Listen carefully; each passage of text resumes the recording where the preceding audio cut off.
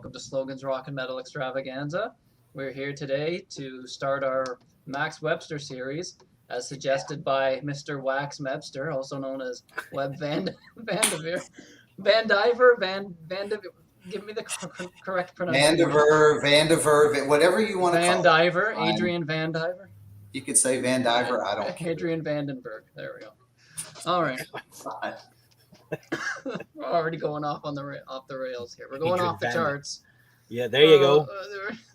10 cents royalty right there. We got Dan Chartrand from Dan's Off the Charts. So yeah, it's a cool one. They're Dan's favorite Canadian band, or favorite band actually. I think you were telling me. Kim Mitchell's your favorite guitar Kim player? Mitchell's my favorite guitarist. Yeah. Okay. Cool. And then we'll get into.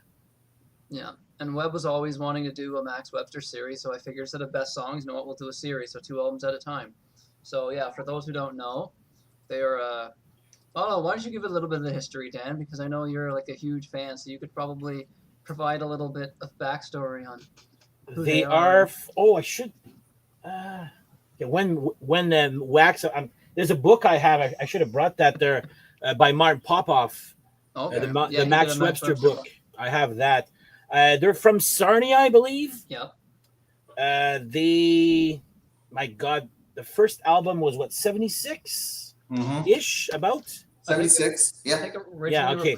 May of 76 release. I think it was originally recorded in 75, an independent label, and then they got signed to Anthem and it got re-released in 76. Cool facts. They have 5 studio albums. Mm-hmm. Basically, none of them sound the same, at all. It's rock. There's some really good rock elements, but there's some really out there elements, especially, say one song off the first album we'll talk about later on. But I find that there's a lot of Zappa-esque items in Max Webster. Totally. Uber talented. That is Kim Mitchell at its best talent-wise. I don't know how to describe these guys. I've never seen them live. They disbanded while I was 8. So, but yeah, I love Kim Mitchell. He still plays Max Webster songs also live. I actually saw him 2 weekends ago. They played Battle Scar, High Class and Borrowed Shoes, and something else. I forget what. But yeah, he's been playing a lot of really deep cut Max Webster songs there. So yeah, they're just a very odd, eclectic rock band from Canada that really never made it. They made it here, but not really Well, it's not really a household name hits wise, but they were always known as the guys with Rush, because they toured constantly together in the late 70s and early 80s there. Yep. I believe it was New Year's Eve. I might be getting the holiday wrong, but I'm pretty sure every New Year's Eve they play Maple Leaf Gardens with Rush every year. God, that would have been fun. So that would have been a kick. I would have. Yeah. So what a way to bring in a new year. That would have been awesome. Like you said, I consider he's almost like a Canadian Zappa. It's weird. Even this. Well, yeah, it's not it's not music that you're gonna get. It takes a lot of getting into, I find. Yeah. Especially the more weirder stuff. Really there. There are some basic rockers out there, but most of it is just But even the weird stuff is still. There's a great guitar playing. Even the yeah. Great drumming and everything. And definite repeated. Sorry to jump, but definite repeated listens. It grows on you, kind of like a boil. Oh God! My boils after the show. Yeah, my favorite song is actually one of those weird ones. So yeah. The weird ones are always entertaining. They're just really strange band. And again, they have the Jethro Tull syndrome, where people are like, "Which one's Max?" So people think they're. People think that Max Webster is the singer of the band. I saw a reaction video maybe 2 weeks ago. It goes, "Well, you got this Max guy is awesome." Exactly. Well, that Max Webster guy's voice is okay, but then they were talking about the Geddy yeah. Lee's voice. It was the Battlestar Okay. one there. I was like, no, that's not the name of. Anyway, People are idiots sometimes. Yeah. I don't know if I can't remember where they got the name. Sometimes. I think it was two people that they knew Most or times. something. I think there was two different people's names. I can't Yeah, remember reading that one time. I actually did an episode on rock I can't bands, remember, though. and it. I'll have to find it. I wrote it down, but it's not based on an actual person. That's No. what I'm Mhm. trying to get at there. No. It's just a name that I think it's based with two people. Yeah, you're right. Yeah. But yeah, they were decent. Like they were a lot of radio. Like I haven't listened to radio in years, but like when I used to when I was a kid and used to hear the radio in the car with my parents, used to always hear Max Webster. It also Kim Mitchell was a DJ. And I don't want to say anything bad against him, but he would play a little bit too much of his own music. It's like I get it. I mean, that's you're okay. the DJ, sure, why not? But like, come on. Okay, so I didn't mind hearing it, but it's just like he did the morning drive or something for like 10 years on your famous classic rock station. Q105? Is that Q107. 107? Okay. Q107, yeah. I think he still does it. He's a radio. No. I don't know That if he he's- got No, he he stopped got- doing that. part of the cutbacks. He doesn't do it. Maybe it's been 2-3 years now. He hasn't done it. Oh, so recently. Okay, so Yeah. I tell you what, the several times I've landed in Toronto and get in a rental car within a minute or Max two. Webster on the radio. Or No, I find that station that you just said, and I told you I spent 9 hours in the car with my wife and I going through Canada and didn't hear one Rush song. But let's not get off on a tangent on Really? that. But I never heard Sloan 5 times, which Yeah, I they get a love. lot of- Yeah. And I heard You'll hear Limelight. That's the biggest song that you'll hear on the radio for Rush. nothing. Really? No Rush. Couldn't believe it. But Hmm. anyway, I digress. I did hear "Let Go of the Line" back on the radio when I was a kid. Oh, I've So I was never like, heard when that I on heard the it, I was like, radio. oh, I know that song. Hmm. Like that was it. Apart from that, don't remember any radio I songs. guess, Webb, from have you these ever guys. seen Kim or Max Webster or no? No. And Nice. yeah, every time I've tried to I send songs to my friends that are that And they're like, this is love weird. playing What is guitar, this? What and the they'll hell are you say- sending me? well, they'll say, I mean, then they might like Zappa a little bit or whatever, and like prog rock or like kind of crazy stuff. But usually my guitar player friends will say, that's really cool guitar. Oh yeah. And then they'll say, The lyrics. that's just some crazy stuff. And like, they never say another word about it. So yeah. Who, George? I saw, yeah. 78. You want to Nope. tell that story real briefly? And you can type it. I mean, I can tell it for him. It's my dad, by the way. I can tell this. So he went to go see Max Webster in 78, him and a friend. I don't know who the friend is, but yeah, he went to go see Max Webster in 78. And of course, back then, 78, he's a hippie. He's got no shirt on half the time. It's January. Wait, Max Webster or your dad? No, my dad. It's January. Max Webster's not a guy. You don't remember? I know. No, I know that was January in or February 78. Yeah. And got no shirt on. I guess it was probably warmer in the daytime, but then you're leaving at night. And his dad, I guess, wouldn't pick him up. So Oh. he walked 7 kilometers with no shirt on in February. Wow. Almost died basically walking home. I guess they saw a cop car and said, "Can you help us? Like, we're basically freezing to death." And they said, "We'd have to arrest you first," and just kept going. What? That's a good story. It's like, what? Wow. Okay. Oh, we're about to have Police another. did not like the long-haired hippies back then, I guess. But yeah. If I go out, we're about to have another late afternoon lightning storm in Uh-oh. the Oh, south. see, look Jeez. what happened. I'm bringing the bad. We weather. have had nothing here for the last Oh, 2-3 weeks. Are you getting the heat wave? Okay, yeah. Let's not start getting a weather conversation. Okay, All right. let's time do to some start, Max Max. Webster. Come Yeah. on. All right. So start off on the first album, which in Canada, Dan probably knows, we called this the Blockheads album. Yes. That's So what it was weird. called. We just So called bizarre. it Blockheads. It's called just self-titled, but everyone just called it Blockheads. And I think In the U.S., you got a different title though. Do you have a? no, I don't have the. It In was the called- CD, I think it's on. No, it just says Max Webster, doesn't it? No, it's called Hangover in the Yeah. States. Oh, The And it's original- just one of these blocks, but as opposed to being like this here, it's like that, like from face there. And it's like greenish color, I think. That. Yeah, there you go. ooh, Wow, that's not selling any records. Yeah, it looks No. like some old like 50s like comp or something. Like it's Yeah, just what? that's bizarre. I mean, if you were like on some psychedelics and looking at that, wow. So they were originally, I can't remember what the original label. So it originally came out like in '75, just in Canada, and then once High Class kind of became popular, they re-released it. Yeah. But they ended up on Anthem Records, which is Rush's label. So they shared the label with Rebellion. Yeah. So Yep. Do you have those CDs, which I hated? because Kim Mitchell became famous. Oh, once he went man, solo, so that it says annoyed me. featuring Kim Mitchell. All of them, all 5 of them have featuring Kim Mitchell. I was like, come on. I get it. Like, yeah, they're Oh, yeah. to try to sell it, right? But you should put it as a sticker, not on the cover. Yeah. Anyway, Someone in the associated with the band did the artwork on that.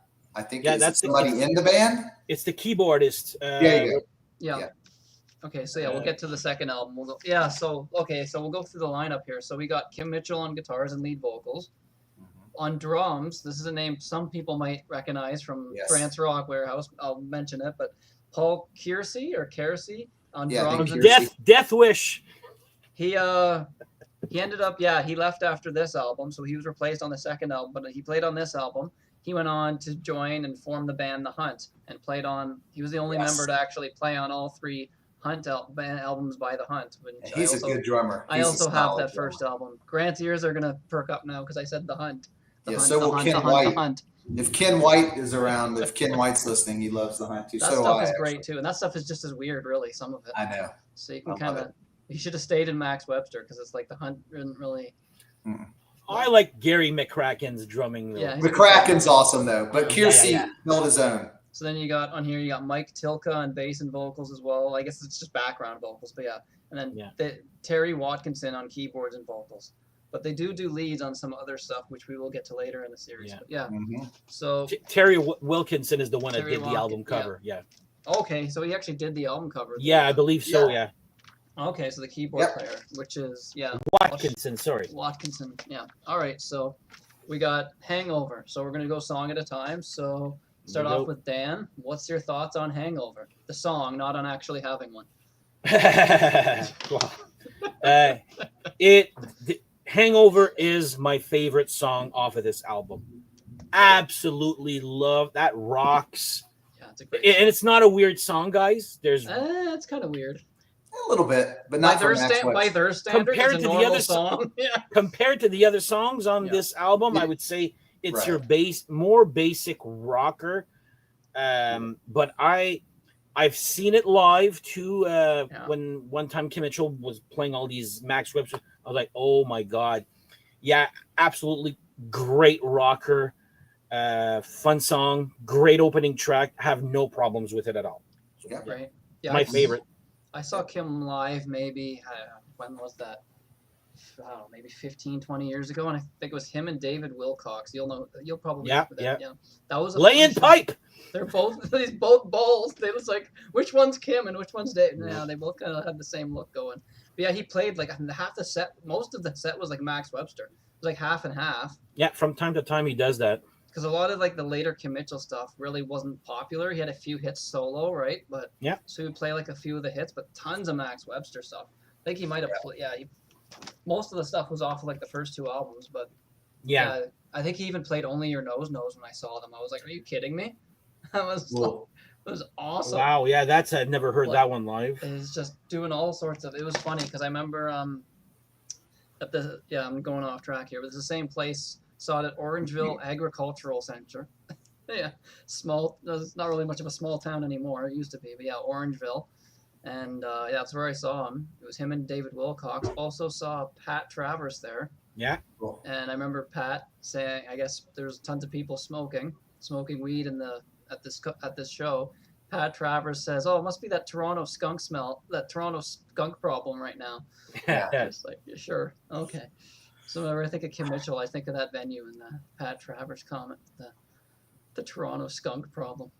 Nice. You guys are gonna like go total nostalgia with this series. I can tell the 2 of y'all are gonna like start going all the stories and all the, which is cool. I love it. Oh yeah. So Hangover. So Webb, what's your thoughts on Hangover? Well, I'm not going to say anything different except that it's a good rocker. For Max Webster. I agree with what Dan said. It's pretty straightforward. But and there's the lots of lyrics changes though. There's still Oh no. And the lyrics are crazy. I mean, if you're hearing that's the first song by this band, you're probably like, wow, what the hell am I in for here? Right. And it's funny. Didn't they start a lot of shows, open up a lot of shows with this? I thought I saw live footage. So I mean, obviously, it's a good way to do it. Yeah, lyrics were actually written. They actually barely wrote lyrics. There was certain songs that Terry Watkinson would write on his own for the most sometimes, but for the most part, it was Pi Dubois who was he was just like a Canadian like poet and songwriter that I guess was just friends, and I think he worked with Rush as well. I think he co-wrote Tom Sawyer. 2 songs. Yeah, 2 songs. Yeah. He co-wrote Tom Sawyer, but he was and Close to the Heart. I mean, it's a good song. There's really nothing else to say about it. It has really cool guitar, and that's a good way to get the band started. Great energy, great energy.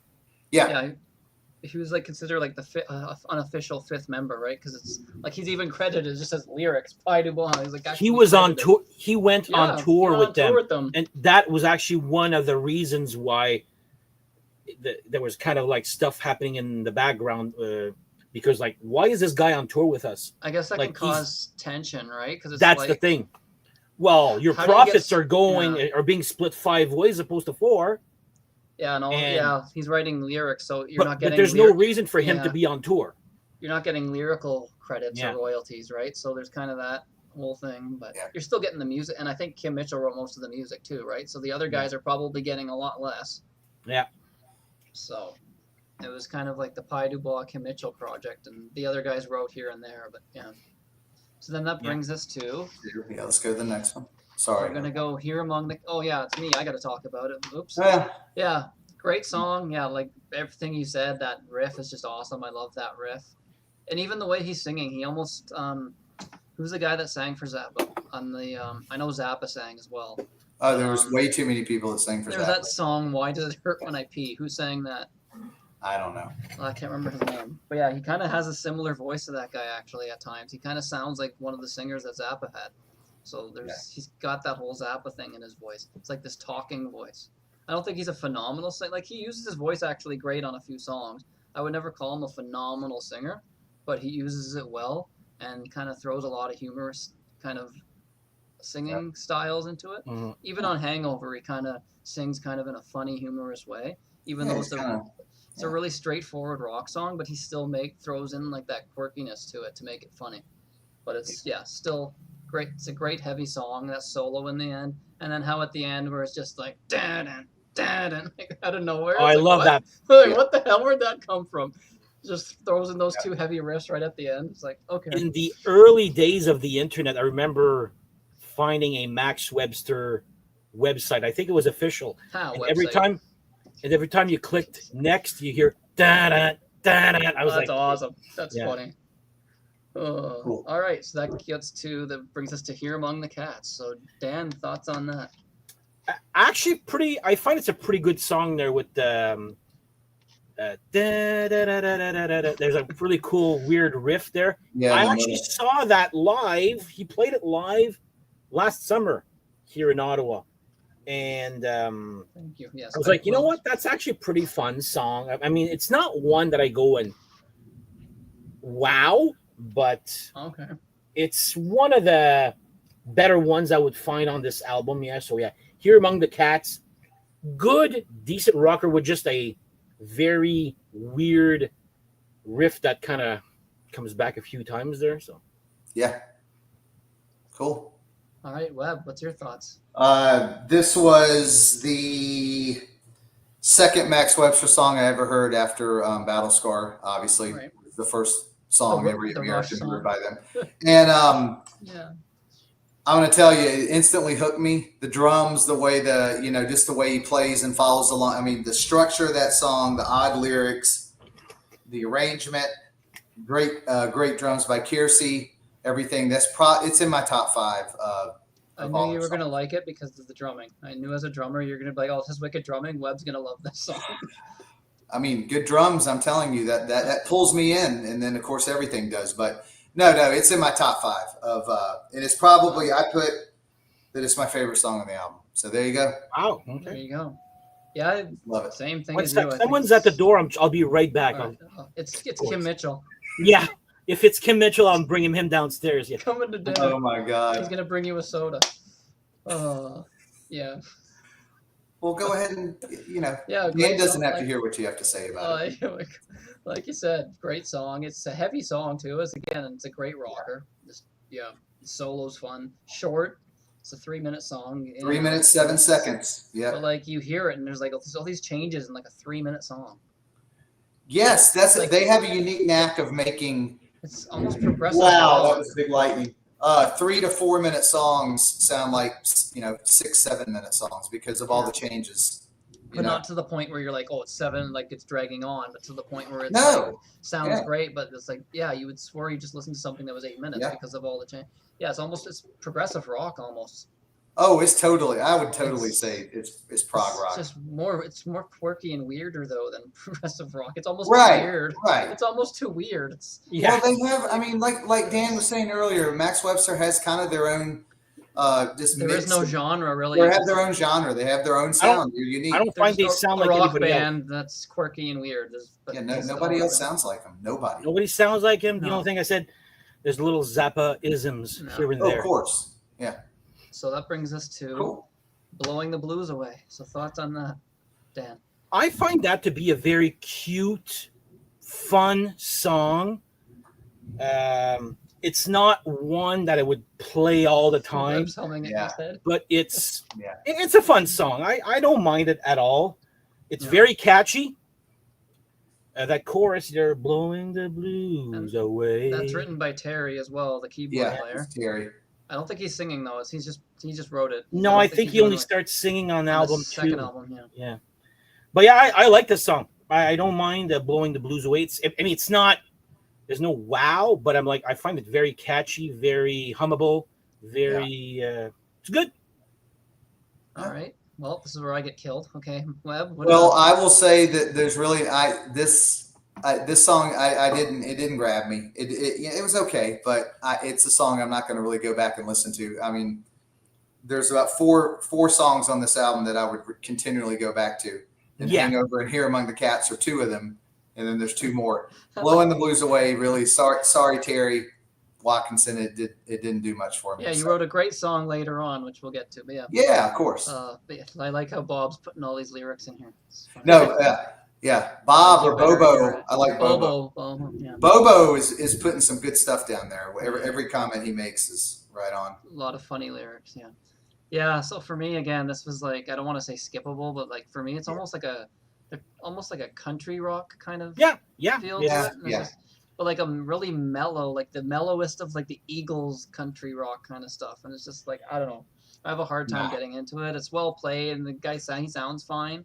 It's just kind of like, it's not what I want to hear when I listen to Max Webster. It's just I think after the first 2, they wanted to change the pace a little bit as far as sequencing.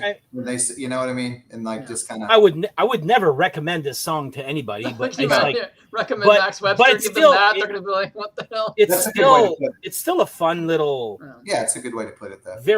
A fun little deep cut. Yeah, I mean it's fairly short, so it doesn't drag on, so it's fine. Yeah. So then that brings us one that's sort of similar with Summer Turning Blue. So what's your thoughts on that one, Dan? See, that one I find a little less better than Blowing the Blues Away. And by the way, that was not Kim Mitchell at the door. That was my sister. This is the book also I was telling you guys about there. Wow. It's... see, that one took... What is that? That's the horrible rainstorm we're having. Sorry. Could have fooled me. It looked like it was a nice sun outside there. But it's one that just to me that would be more forgettable than the Blowing the Blues Away. So it does nothing for me. Well, I don't hate it. I don't nowhere near love it either.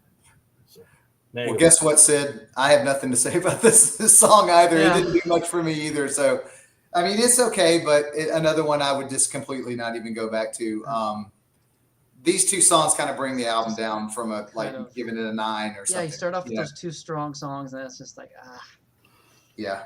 What do you think, Yeah. Sid? I mean, same thing. Nothing. Sydney to do. turning blue. That's Yeah. what I call. I don't know. It's just kind of it's kind of boring. I hate to use the word boring, but it kind of is. It's just like I don't know. It's just kind of like borders on. I don't want to say elevator music, but it kind of comes close. It's just very just this really soft, mellow. Like it's just I don't know. It's just not my thing. Mm-hmm. But yeah, I don't know. Not much to say about that. It's just kind of like this really slow. It's not, I guess you could call it a ballad. It is. It's just slow. Yeah. Wouldn't really even Mm-hmm. It's not like it's a power ballad or anything like that. It's just kind of like a ballad, and it's just very slow, and there's really not much going on for it. But again, it's short, doesn't go on for too long, and but yeah, not much to say about that. Then we get to what's I don't know if it's my favorite, but it's up there. It is one of my favorite songs. Is the name of the series, Toronto Tontos. So, what are your thoughts on this one, Dan? Okay, what was that noise? Was that the thunder? That was the lightning. Yeah, it's the thunder. That I heard. We talked about bad weather, and now Webb's getting the bad weather. All right. About 5 of them already like that. Toronto Tontos. What can I say about this? It's has my vote for the weirdest Max Webster song ever written. Okay, yeah. Is it memorable? Hell yes. Mm-hmm. Is it bad French? Hell yes. Makes no sense, guys. Oh, I've translated it into Google Translate. I'm like, this makes absolutely. Hello, my friends of misfortune. We are crazy. She is stranger than me. We are crazy. No two ways about it. We are crazy. It's like what? So it's just lines. The French part at the beginning. Yeah. Bonjour les amis de mal. He knows how to say it. That's perfect. So it's like, hello, my friends of misfortune. We are crazy. I think that's ridiculous. Yeah. But that part, it's like such a weird song. The way he sings it, it's like, wow. It's like, how the hell is he singing it this fast? It's just so fun. And I heard this song. He played it acoustic, but with he had a backing track. It's like something like that, and he was singing that. And he goes, and out of nowhere, he's like, "No cigarettes, no matches."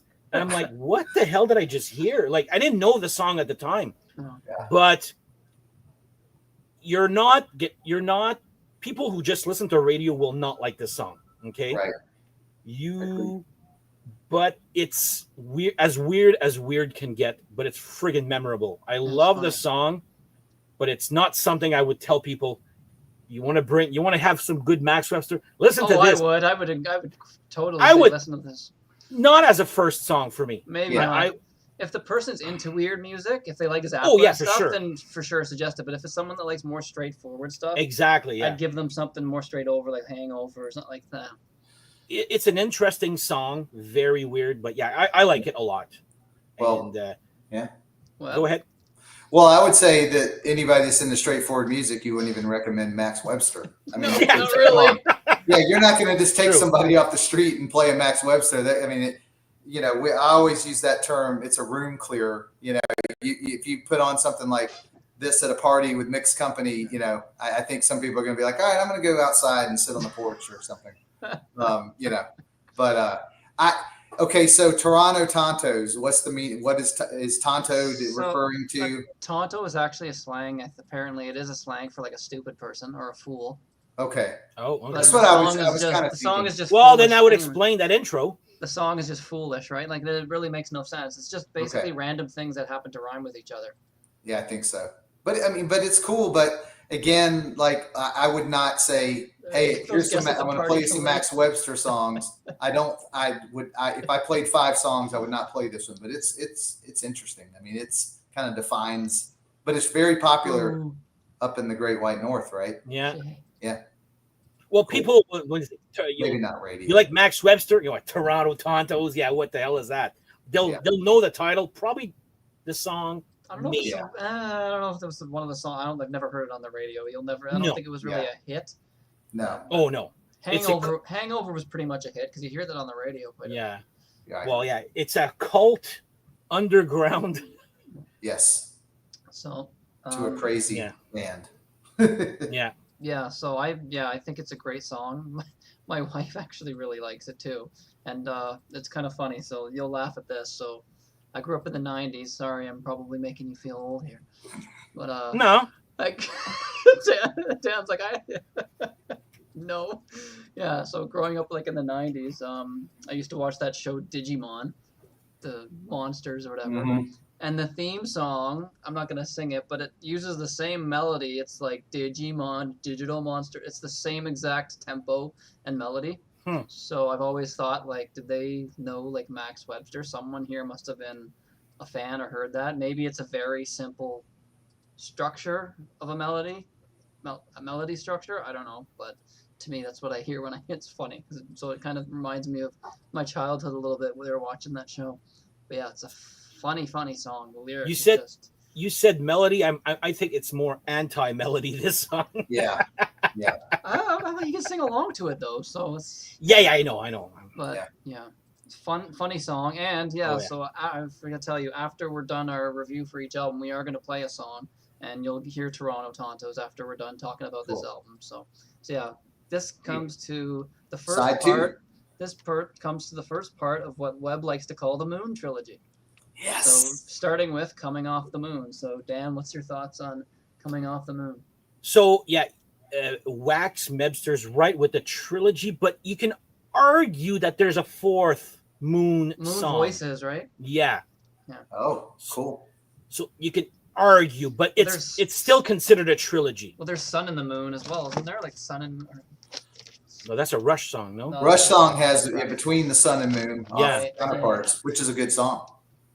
Yeah. Okay. There's something about the sun, but yeah.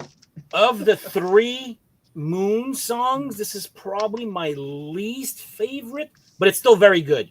Okay. It just shows how much I love. There's one to me that's my favorite song of all time from Max Webster. Because I was about to get on a plane and fly up there if you said you didn't think the song was pretty good. Well, the door's open, so I know. Yeah. Now it is anyway. I'll be there in 12 hours. It's a good song. The Moon songs kind of go like this. Then you hit the peak with the one on Mutiny Up My Sleeve, and then Moon voices kind of. It's that's my opinion. It's a good little intro to what's to come. I find lots of prog material in that too. Oh yeah. It's all those three Moon songs are great, but it's just my least favorite of the Moon songs.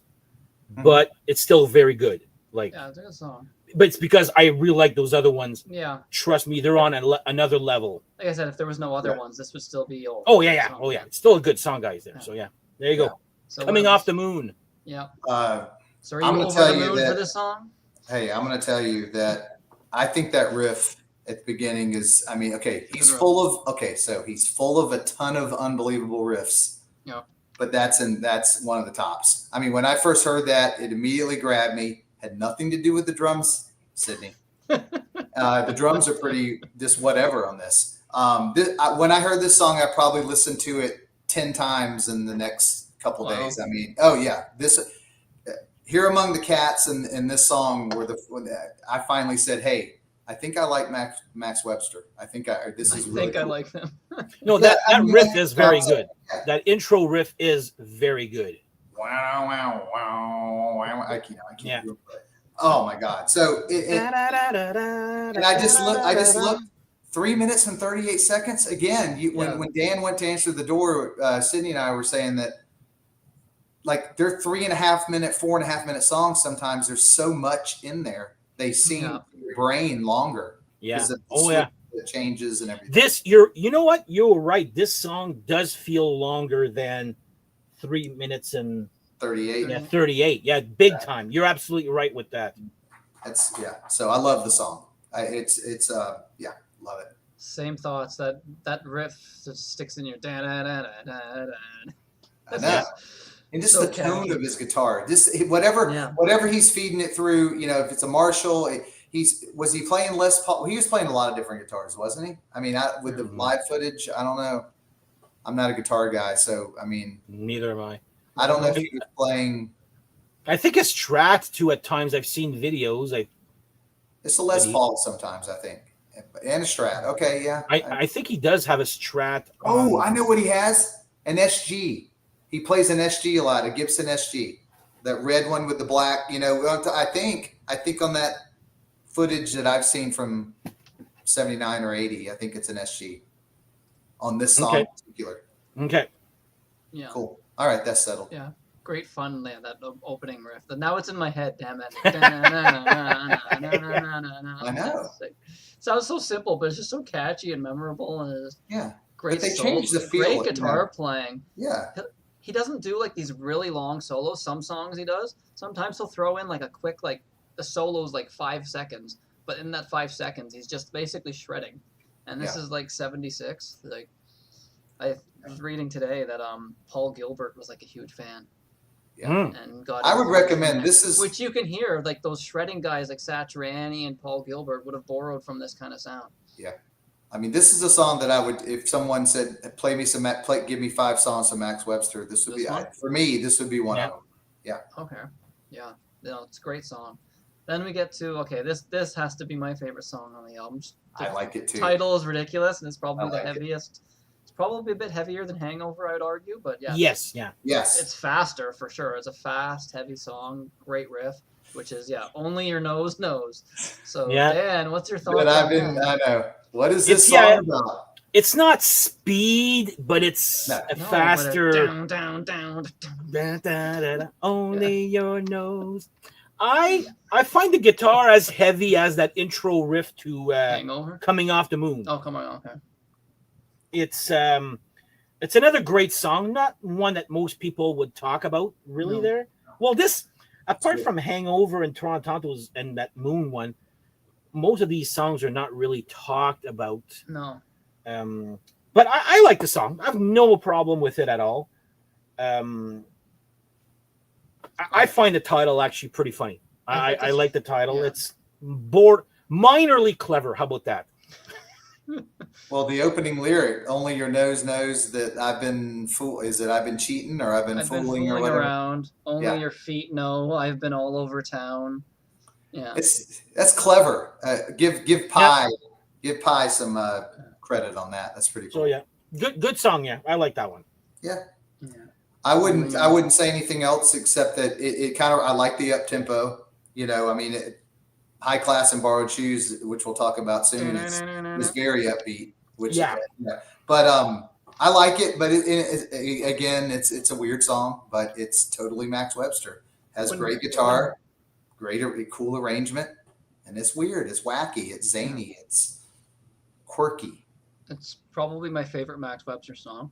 There you go. So I love that it's heavy, right? So of course I'm into the heavier stuff. So I like that solo in there. Oh my god, like what a Oh my god, he's just it's like shredding in like 76. Like what? Yeah.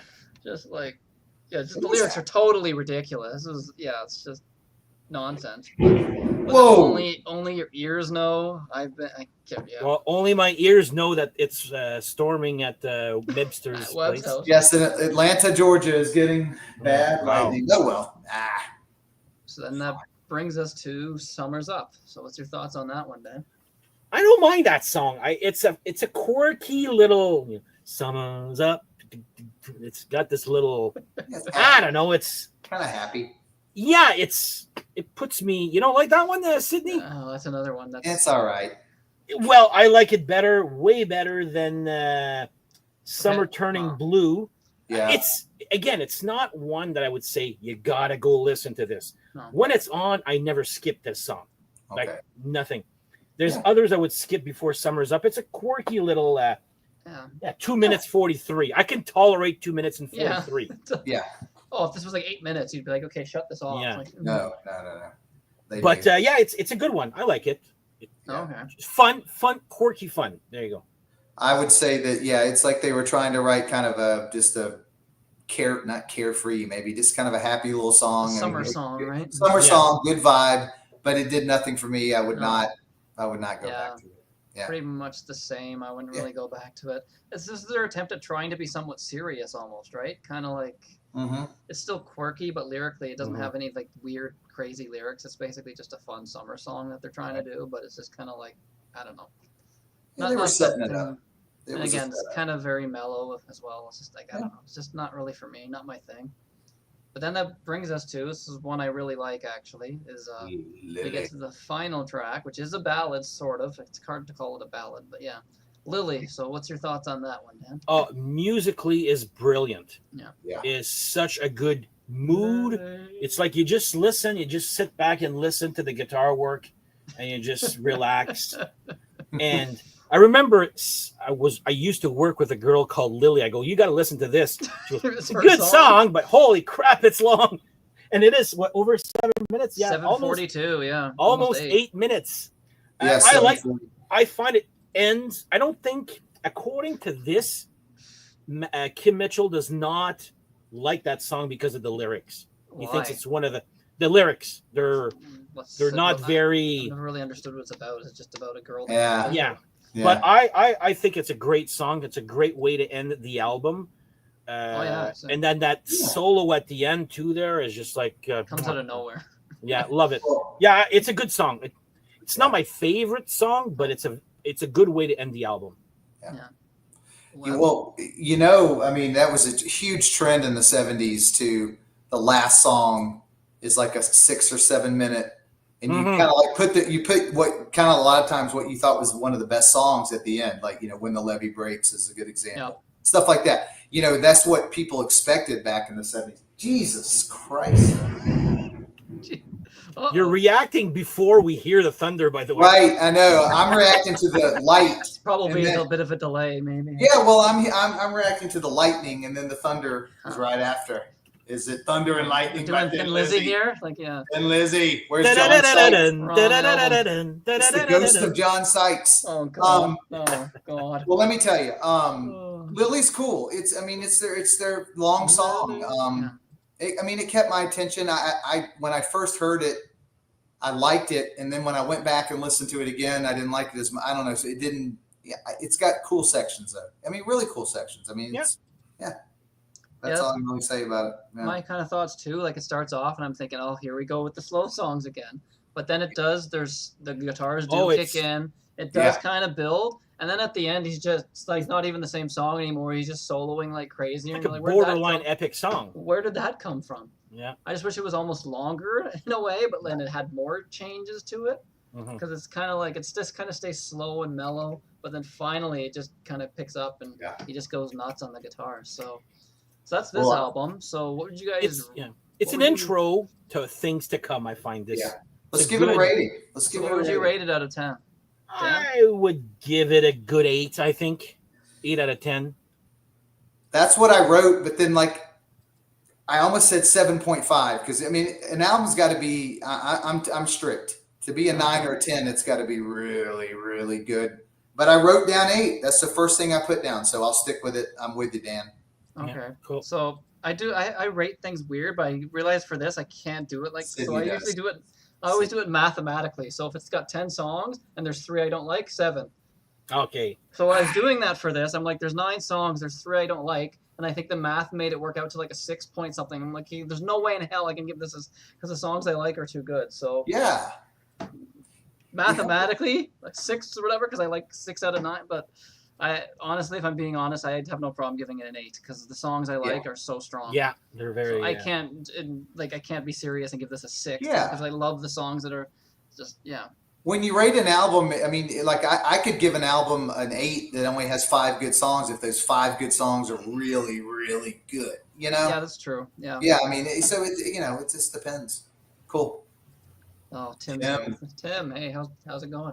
Tim's Vinyl Confessions. Yeah, no problem giving it an 8. So for the listeners now, now we're going with the weird song, Toronto Tontos. Oh wait, you're gonna play one.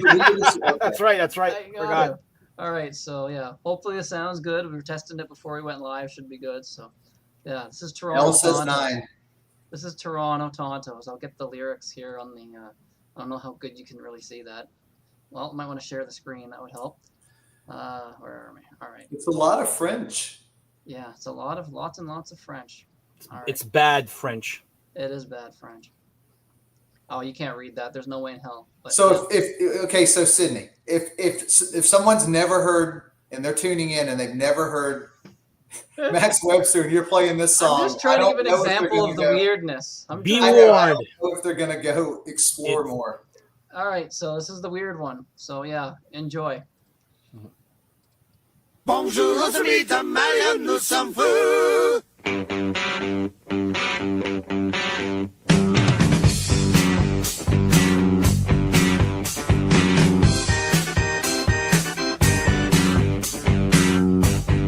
So weird.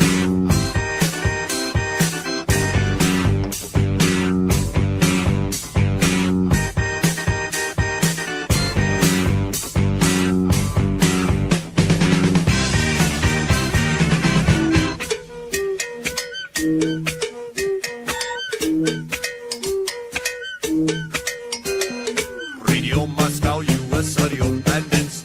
Sweden, Solo, London, Soho, candidates. Fleet publicity, not free when it's public. Put down a little light from a morning cosmic. Bonjour, on se mit à Marianne, nous sommes fous. C'est un peu what a shot, what a girl, nous sommes fous. Put down a little light from a morning cosmic.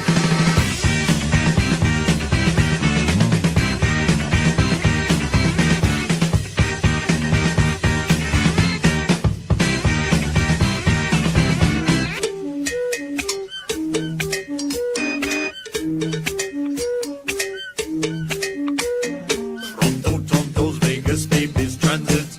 Arctic market, frantic Spanish onions. Free publicity's not free when it's public. Put down a little light from a morning cosmic. Bonjour, on se mit à Marianne, nous sommes fous. C'est un peu what a shot, what a do, what a shot, what a do, nous sommes fous. Put down a little light from a morning cosmic.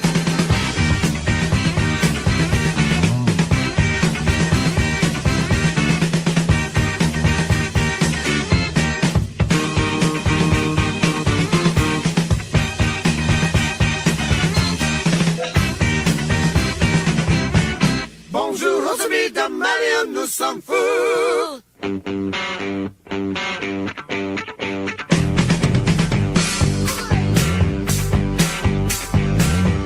Hey, I want no fire on me. Hey, I got no fire on me. No cigarettes. No matches. So odd. No fire on me.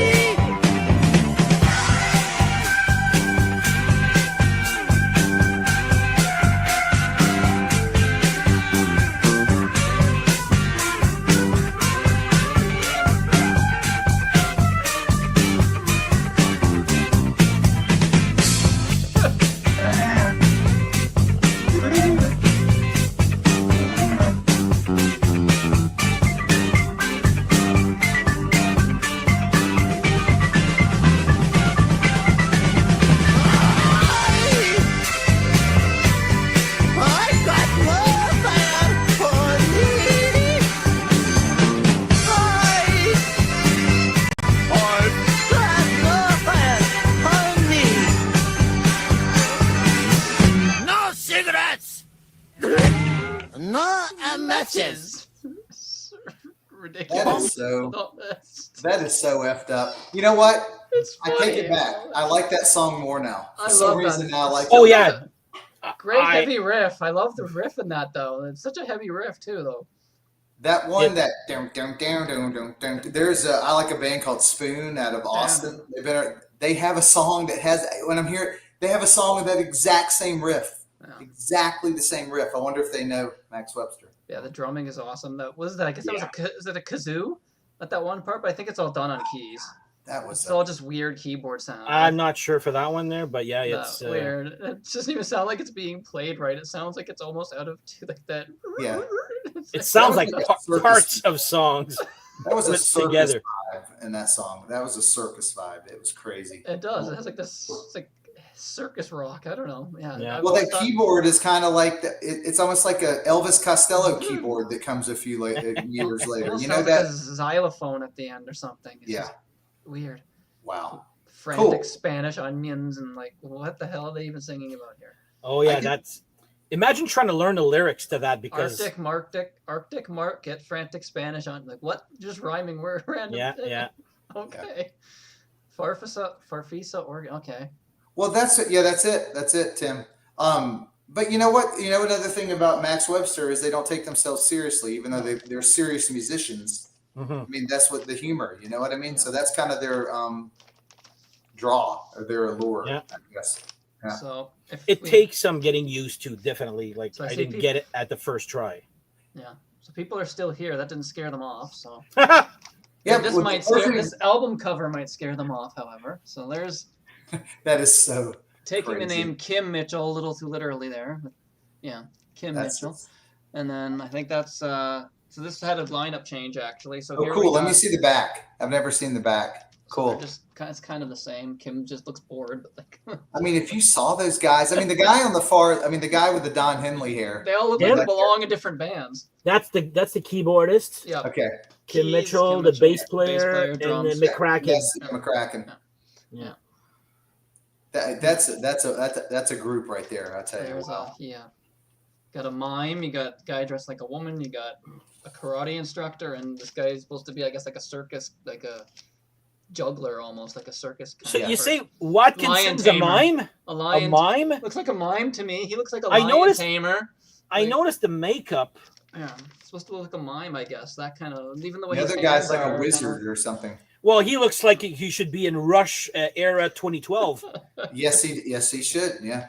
Kim, the shirt though, freaking it's not. Well, I mean, I guess they're there to shock people. It was a shock value. I mean, you know, the title "High Class in Borrowed Shoes." So I love that term. Yeah, it's a great title. Borrowed shoes. I don't even know what that means, but did he coin that for? No, it's awesome. It's like you're kind of making fun of somebody. They think they're high class, but they're borrowing shoes. So yes, he does look like Zal Clemenson. Yeah, it reminds me of a saying. Someone who's some girl that is not making lots of money goes, she lives a champagne lifestyle on a beer budget. There you go. Yeah, something like that. Yeah. Cool. So now that gets us to the second album, which we showed, High Class and Borrowed Shoes. This was kind of like their, I guess, if you want to call them getting a big break in Canada, I guess. This was kind of the album that got them noticed. So, so we can start off with the first song here. And we had a lineup change. Paul Kersey went off to the hunt, and we got Gary McCracken came in on the drums here, the lion tamer. Love him. So, we got him on here. So, first song, High Class and Borrowed Shoes, which was a radio staple here, and it's still played all the time. God, what are your thoughts on this, Dan? It's he plays it live, by the way. Kim Mitchell still plays live. I saw it 2 weekends ago. This song still has enough energy, and that's a good. It's when they started, doing album number 2. I know that it's like, you guys need to tone it down a little. No more Toronto Tontos if you want to have some success. You know what I mean, though. Yeah, I know what you mean. But Zappa had success. So. Yeah, I know, but this is kind of half and half. Like not half and half. 30% weird, 70% radio-ish stuff. And High Class and Borrowed Shoes is considered one of Max Webster's favorites, whether you're a fan or not. Yeah. And just watching it live, that's brilliant. That part that's so freaking awesome. They do it keyboard, bass, and guitar live there, and it's just so freaking good. This is a song. See, this is the type of song I would recommend to people. Yes. For trying out Max Webb. Well, one of them anyway. Yeah. This is easily an accessible song. Just enough weirdness to keep saying that it's a Max Webster song. Like you won't hear it on a normal pop song, Right. There's major talent in that song, and so I love this song. Great song, and it's considered by most one of Max Webster's best. Yeah. Oh yeah, there you Greatest hits. Well, I will piggyback on that and say that and they use the same picture too. this is the song I would play I said again 5 songs. I would play this first. I would play this first because it flows like a radio song. It has the parts like you said, the cool arrangements where you're like, these guys can play and they can write some really cool shit. And even this the way, I mean, I just love that the bounciness of it. And I'm telling you, I'm going to tell you, Sid. I'm going to tell you, Dan. I think it's my favorite song by him. I think it's my favorite. I can listen to it anytime. Yeah, and it's up there. It's weird fun. Yeah. And it sounds like a radio song. Was it a radio song then? I know you said it's played now, but was it then? I mean, probably. I think it always. I don't know. I wasn't alive in the 70s, so Well, L and George probably was back then. Like, it's still on classic rock radio today, so I'm assuming that it would have been. But is that maybe after, like bands get a resurgence, like, Rush suddenly became super, super, super cool the last 10 years they were around? I'm not sure if it was a single or not. I don't know that there, but I mean, with where Kim Mitchell was doing he was a DJ, so of course you're gonna hear. Well, of course, he was. But he plays it live every time I've seen Kim Mitchell. Which would maybe 8 times. Yeah, every time that song is on the set list. He has to because it's like. Well, he knows it. Yeah, he knows it's one of their best songs, and he has to know that. Yeah, cool. Yeah. I echo those sentiments. Just I don't know if you've heard. Yeah, that's basically the Helter Skelter riff at the beginning. It's the same basically. Faster though. Twice the speed basically. Yeah, it's Helter Skelter but faster. Yeah. But then like it becomes its own thing. It's just fast the entire time, and then it kind of turns into like the basic rock and roll thing. But it's just a great fast heavy song. The solo is awesome too. Like. Is that the song with there's tomato juice or high class tomato juice? Changing it to like as it goes from high class and borrowed shoes and starts singing high class tomato juice. It's like, what the hell are you talking about? Well, he has to do that. That's just what he wants to do. It's so crazy. Like, I thought it was cold and borrowed shoes, but where's the tomato juice coming from? Yeah, I know. I don't know. I thought I was mishearing that at first, and I'm like, nope, it's tomato juice. Okay. I think Bobo could have done the show by himself. I mean, he's got all the facts, words to words, and diamonds. Yeah, Bobo, you should have been on the show. Kick me off. Bobo. Could have done. Yeah. So then that brings us to what's it? I got the Diamonds, which was a big radio hit. So what's your thoughts on that, Dan? I'm okay with it. It's good. It's very good. Okay, it's a very good song. It's a great song. Is it my style of music? No, that's the thing. Kim Mitchell actually went and redid it with members of Bare Naked Ladies. Okay, it was actually quite good. It's a great song. It's just I would say it's a beautiful song. It's just not what I want to listen to all the time for Max Webster. It's a great song, just not my style. No. Yeah. Web. I'm going to say the same thing. I saw that it was one of the. I looked at Spotify and their the top 10 streaming songs by them. That was like number 5 or 6. What would you guess? What would you guess would be number 1? High Class. No. Battle Scar. Hangover. No. Battle Scar is number 2. Hangover. I couldn't believe it. Paradise Skies. Oh yeah. Let Go the Line. Really? I was going to say that, but I said Paradise Skies instead. Let Go the Line, Battle Scarred, Paradise Skies, A Million Vacations, Diamonds, High Class and Borrowed Shoes, Here Among the Cats. Wow, High Class should be higher. Gravity and Hangover. Those are the top. Yeah. Wow. Let Go the Line is a great song too, Yeah, that'll be later, right? Yeah. Oh yeah, another episode, yeah. Yeah. Mm-hmm. Diamonds, I don't know.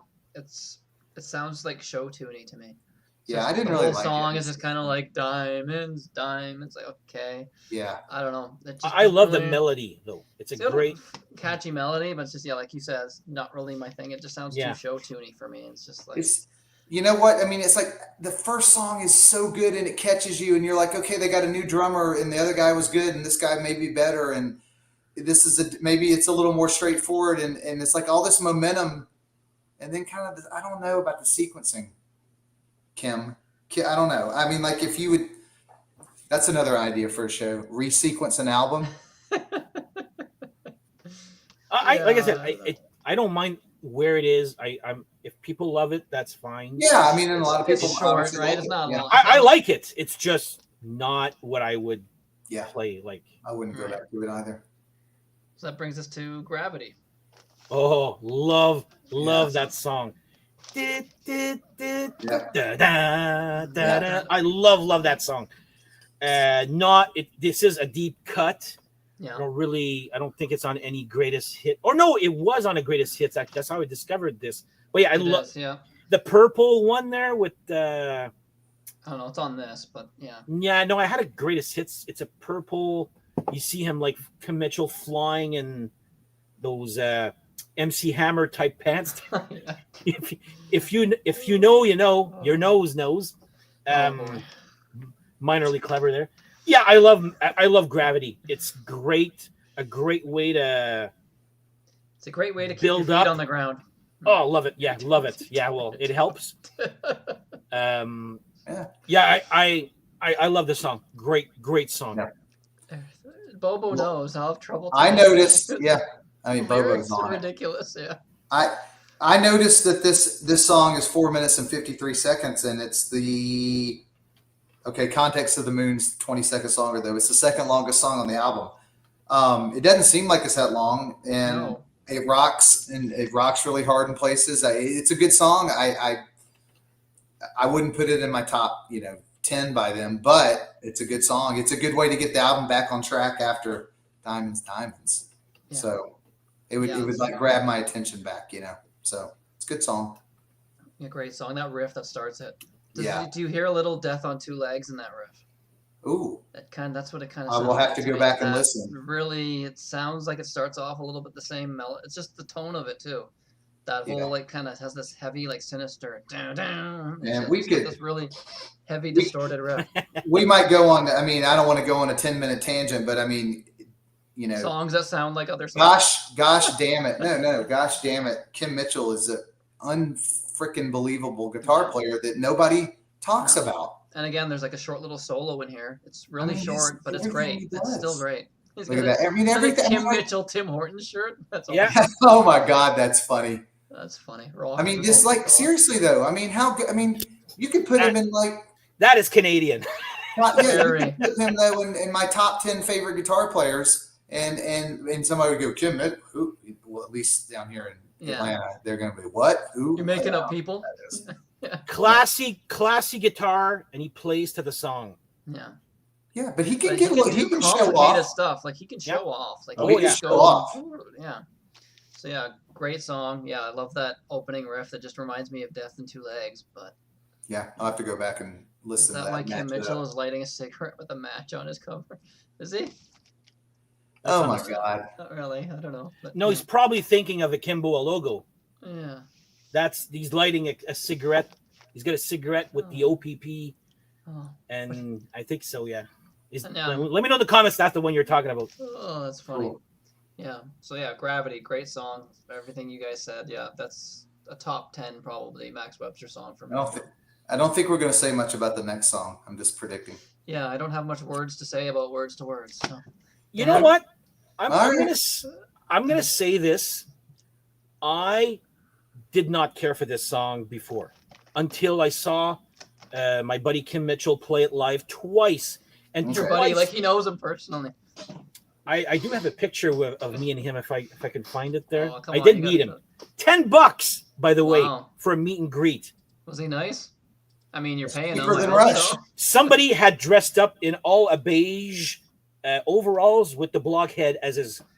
He made a blockhead. If I could find the picture there, I'll show you. But yeah, it was so funny, and he's like, "I'm not wearing that on stage." Anyway, Words to Words is not a song that I really cared for at the time, but when I heard it live, I've heard it twice. One is just an acoustic with him and Peter Fredette playing, but last time he played it just himself, just playing the guitar, but just kind of like getting hints of the keys, and almost a cappella.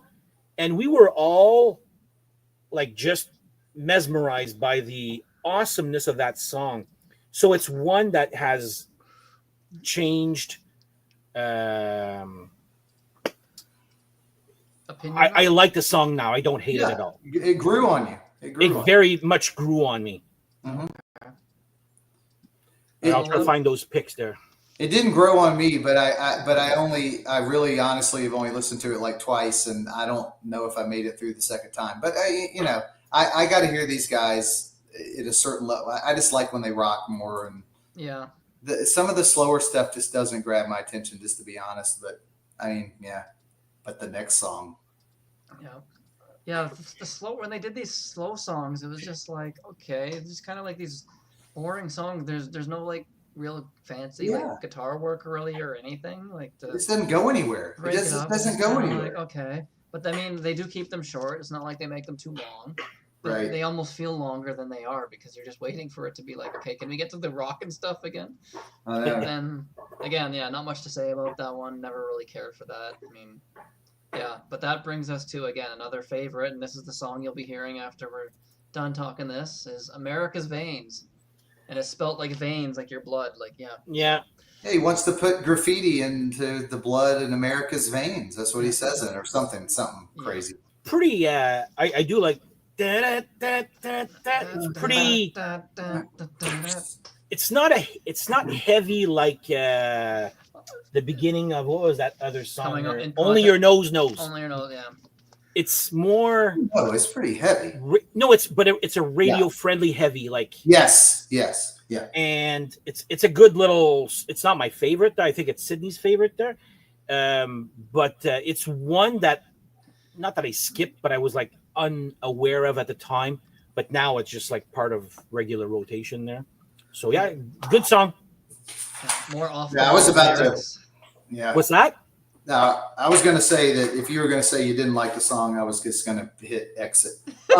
Again, America's Veins is in my top 5 by them. I just didn't you almost you threatened to do that like earlier too. Oh, I make a Before lot we went of, live, you're like, yeah. I make a lot of empty threats. That's what I do. So, no, I just love the feel of that. It makes me want to go play my drums. I mean, it's like unbelievable. I think that riff is awesome. The way it kicks in, it's catchy. Another song, once I heard it the first time, I probably listened to it 10, 20 times over a weekend. I was just like, I'm telling you, Coming Off the Moon, Here Among the Cats, America's Veins. Those are the 3 that I think right after, Battle Scar or whatever. I don't even really like that song that much, but I like it. But I mean, yeah, it goes on and on and on. But that's for another show. That's for our last show. Yeah, that's for the last. We'll be wrapping it up. No, but I just love the song. It makes me feel like I want to be on a highway going 80 miles an hour. Drawing in people's veins. Yes, and the lyrics are just so weird, and I know, and it's I love the song. Again, maybe that was the problem. Is it's very Canadian, even lyrically, because it starts off with the line, "I was standing in the washroom." That's what we call bathrooms in Canada. Yeah. We call them washrooms. So a lot of Americans would probably hear that and be like, "What the hell's a washroom?" Well, they were doing their laundry. That's what they would think. No. The chamber of bath, we call it. Yeah. The chamber of bath. Oh, let me say one more thing I wanted to say about it. I love how they, in the verse, it's like when he's singing, it's in halftime, and then he finishes the line, and then it goes, then it's double time. So it goes halftime, double time, halftime, double time. I love when songs do that. I love it. April Wine did that a lot too. I love when songs do that. So anyway, had to say that. Yep, same as great song, and again, short, quick solo in there, and it's a great one. But yeah, that catchy riff that's throughout that They fun knew riff. he knew that was a money riff. That was a money riff right there. That's these cool caveman riffs, I guess you could call them. Yeah, but it sounds so They're good. fun. It just sounds so cool. It does, and even I'm not a keyboards guy, but the keyboards in this are fun and like they're memorable. Oh yeah. Like they're they're quite original type keyboards too. Because it's not just like synthesizers drowning out the rest of the music. It actually goes with it, and the music would be lost without it. Like exactly. It adds to it. Like I like how the keyboards are done on this because it actually adds to the music. It doesn't take away from it. I just thought of something. I just noticed something. Yeah. High Class and Borrowed Shoes starts side A. America's Veins ends, or side A, side 1, side A, whatever. And America's Veins ends it. That's a good like bread for a sandwich right there. That's good. That's High good Class stuff. and America's Veins. Yes. I don't know. That's a good song. One and sound. It makes you want to go to the okay. It makes you want to turn the record over and see what's on side 2 or B. Yeah. What if you have the CD? You can't flip it over. By the way, That's the Sydney, wrong one. I just sent you the picture in Facebook for me and Kim Mitchell there. Okay, I'll save this. George knows. All right, There you go. I'll have to save it on my. Okay, I'll save it on my computer while someone else is talking. Okay, so Okay. Sydney, What your you got parents next? are. Can I hang out with your parents? I mean, come on. Next time I'm in Toronto, I'm coming up and hanging out. I might not hang out with Sydney, but I'll hang out with I'm George not in and Mel. Toronto. There you go. I'm like an hour and a half from Toronto. Well, okay, whatever. But yeah, y'all come into Toronto. We'll buy you dinner. We'll buy you drinks. Come dinner. Jesus. There you go. All right, 5-star restaurant now. Go to McDonald's. Song sandwich. See, Elle knows what I'm talking about. It's a song sandwich. Song sandwich, yeah. All right. All right, so this brings us to, again, I keep saying this is my favorite song, but then I look at this and I'm like, wait, this might be my favorite. Yeah. So yeah, this brings us to Oh War, which is, again, one of the heaviest things they ever did. Oh my God. I saw him live last summer and he started the show with that. Yeah. Then and he goes dun, dun. It's like almost like a blues, heavy blues mood, not a riff, but a mood. Yeah. Oh yeah, love Oh War. It's but especially with the snare and the drums. That's so good. Yeah. I love that song. I can't say anything bad about it at all. We played it on our Canada Day music hangout, so that. Oh yeah. It's definitely it's this would be on my Max Webster, playlist, greatest hits, or playlist, for sure. Web? Well, a lot of these albums, yeah. Web's gonna shock us and be like, I don't like this one. No. I'm not gonna say I don't like it. I put big anti-war lyrics. It's a F-U to the war machine. When he says, I like when he goes, I'll go American Express. Yeah, I don't know what that even means. It means that everybody talked about down here going to Canada to dodge a draft. And so he's talking about coming to America, dodging or getting away from the war and coming here, I think. I don't know. I think that's the way I read it. I don't know what it was really. Yeah. You know, we said that all the time, right? I mean, we had a Dodge draft. Didn't they come up to Canada all the time? Way back. I know Sydney doesn't know that. George. Yeah. And, and I put The Music Rocks. It's a cool song. That's all I put. It's cool. I like it. Yeah, it's a top song for me too by them. It's just that drum intro that we just demonstrated. That was great drum intro, and then it is. When it kicks into that solo though, holy crap, just going nuts. It's borderline a heavy metal song at that point. Yeah, the way he's playing there, he's basically doing shredding, like before shredding really became a big thing. So very underrated guitar player. I just think, I don't know how they made that onto the radio because he swears. I say fuck you instead of thank you. Yeah. When they play it on the radio, it's just like beeped out, like not even beeped. You just don't hear the word. It's just like an I say you, and it's like what? Sounds really weird when it's played on the radio. Yeah. But great song, great heavy song, probably the heaviest song they ever did. But I got to go back and listen to it again because I mean, like I love that song. I know I need to revisit it because I wasn't familiar with it really at all, and I listened to it a couple times, but I need to go back. It needs to grow on me. Yeah, played it live when I saw him. So he always plays. He usually plays that live. It's a crowd song, so it's like great song, and it comes off even better live. It's just to see that solo played live, you're just like, wow. Yeah. So that brings us. And then again, this is when we go back to the kind of like the slower tunes with so On the Road. Thoughts on that one?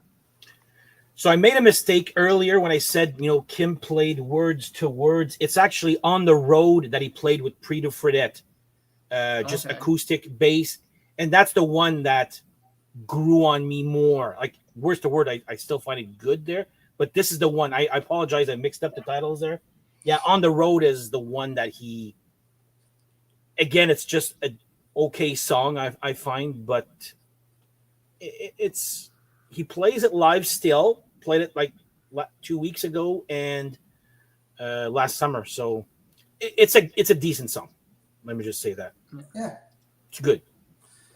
What did I put? Acoustic is cool.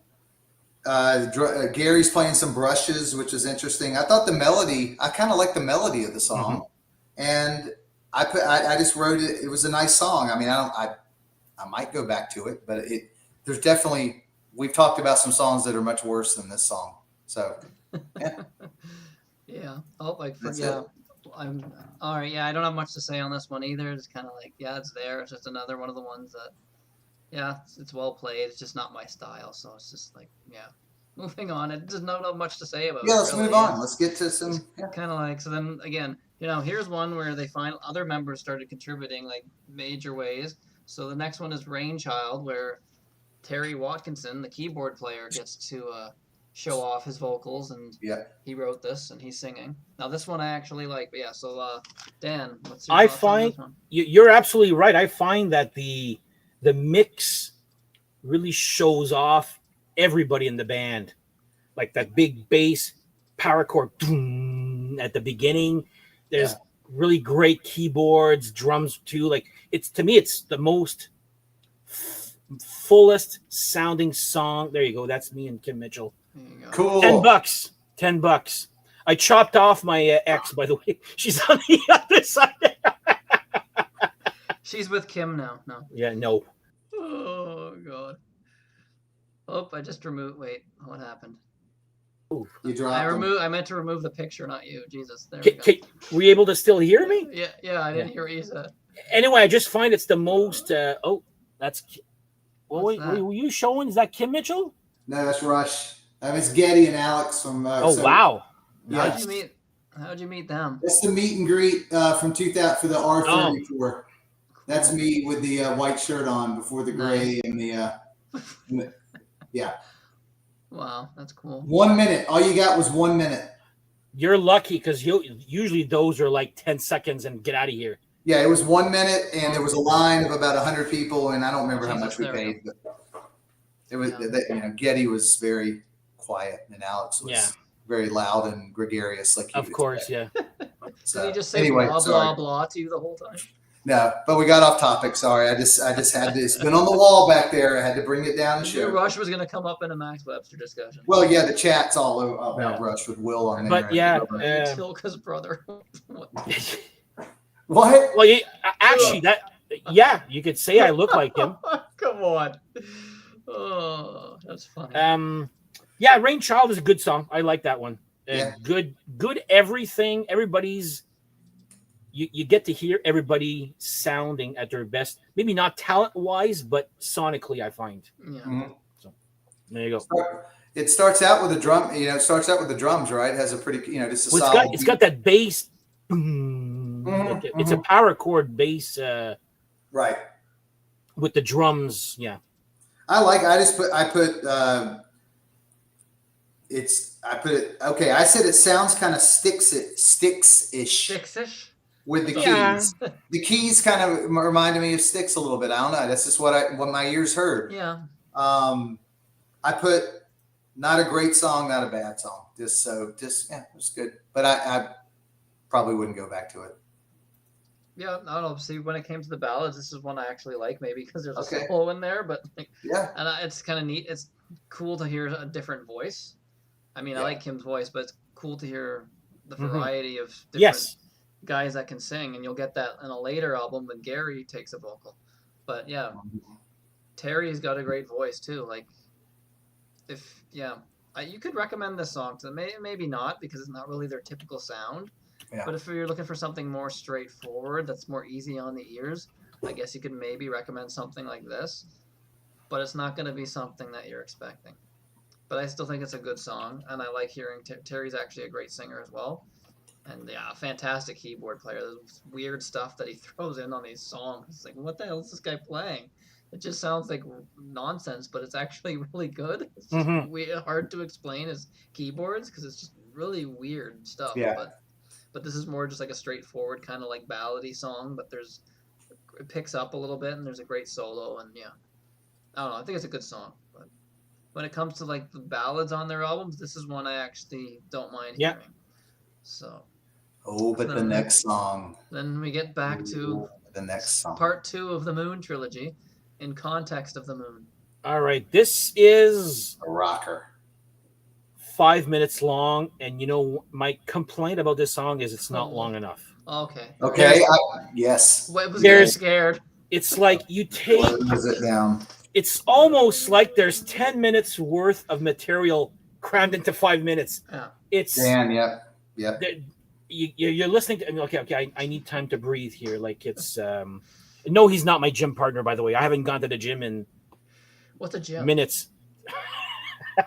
In decades. Yeah. Anyway, yeah, it's my complaint about it is it's not long enough. It's chock full of this is prog Yes. at its best. Mm-hmm. Great heavy riffs like what the other Moon one there on the first album. See, I mix up these Because there's these like Moon. That's what I hate about the coming titles. off the moon in context of the moon. They're very Yeah, this is we're talking about the context of the Moon. Yeah. And I don't even remember my favorite Moon one. It's like okay, Beyond the Moon, I think. Yeah. But yeah, this is a great way to end the album, and I love those little Moon trilogy songs, quadrilogy if you're being picky. Yeah. But yeah, it should have been longer. Yeah. Well, I just noticed again that we have a sandwich again with "Oh War" being really good, and then in the context of the moon, so it's another sandwich. Yeah. I'm gonna have to investigate that. You got the rockers and then like a Okay, so in between. Okay, so I'll go through it again. Not in any order. America's Veins, Here Among the Cats, Context of the Moon, High Class and Borrowed Shoes, and then Coming Off the Moon or whatever. Those 5 are my top 5. Probably my top 5. Maybe I'll find another one later on the more I listen to them, but those would be the 5 songs I would listen to on repeat for Max Webster. I mean, totally prog. I love that halftime riff leading to the verses. I just put this song kicks ass. Gary McCracken is kicking ass on this. I mean, the ride beat he plays and a great way to end the album. Unbelievable. I love this song. Are you gonna cry? Everything In that fact, I might go listen after the show. I might go listen to this song. Yeah. everything that Webb just said. Yeah. Yeah, great song. Yeah, not much more to add to it. Yeah, it's just a great song. Again, more wicked guitar playing, and again, all these changes, like you said, 10 minutes worth of material crammed into 5. Like it's how the hell they managed to do that. Like it's incredible. But they do it so well. It's not like it doesn't seem like it doesn't sound forced. Where you're like, okay, yeah, guys. exactly. It's. I mean, it works at 5 minutes. Yeah, but I would not have minded an extra 2 or 3 minutes. It's a 5 minute and 13-second adventure. Epic. It's a 5 minute epic. It's like what? Yeah, a 5 minute epic. They have 3 minute epics. Like it's ridiculous. It's like we have this 10-minute song, but we only have 5 minutes worth of tape. So it's like shit. Oh my god, that reminds me. I would assume that when they play this live, it might be 7 minutes. Yeah, well, yeah. I would think. I think that he like would go extended off. solos and Yeah. What are you gonna play? Is that what you? Oh, you're not playing that The one. fact that you said that was kind of funny because I remember watching those old Winterland footage, and there's one of Rush, and they kind of do the same thing, and they're just like, it's like we don't have much time left, so we're gonna play one more for you. It's off our new album. It's the title track, 2112. I'm like, it's 20 minutes. They played the whole thing. I'm like, what the hell? They looked over on the side where they're counting down. You know, we don't have much time left, so we're gonna play one more for you. They played 2112. I'm like, what the hell? At the time, though, they were only playing the first 2 songs of the. Yeah, Overture and Temples. They were only playing the first 2, I think. I think which is still about 7 to 8 minutes. Yeah. But this was about like 12 because they didn't play just that. They added a little bit more. They didn't do the full thing. Well, I know during the test for Echo is when they started playing it as a full. Yeah. Oh yeah. It's so funny. It's just like we got one more. Oh, we don't have much time. Yeah. We're gonna play our longest song. Oh my god. Clever. Funny. Clever. So, you're about to play. I know what you're. we're gonna this is gonna put some blood in your veins. Yeah. Or some crayons in your veins. Yeah. I apologize in advance for the air drumming on this one. Yeah. So we're gonna play some America's Veins for you, and try to pay attention to the lyrics and understand what's going on here. Yeah. Talks about crayons. She caught something with crayons. I was standing in the washroom. No, she caught me in the washroom. With crayons in my hand. I want to draw the stars and stripes all over her dress. It's like, what? Okay, I can imagine what he's talking about. But crayons aren't they all orange, yellow, purple? Well, I don't know. Well, it might be a later line in the song. He does mention about I want to draw the stripes and stars. Yeah, it's just ridiculous. Well, let's play it and hear it. All right, so yeah. Hey, I'm gonna go check on my wife real quick because she's. Right. I hear her in pain. She's had major surgery, and I thought I heard her groaning. Let me, but just play it. I'll be back. Okay. All right. Cool. All right.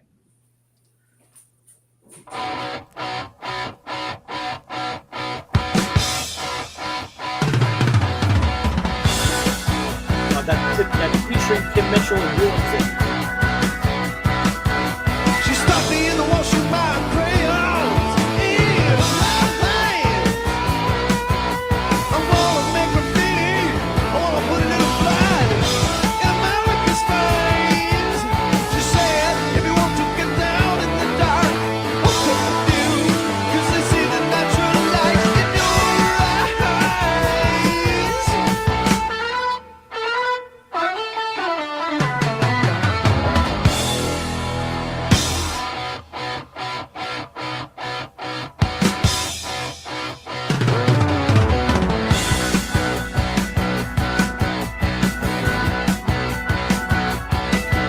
She stopped me in the washroom by pages in my hands.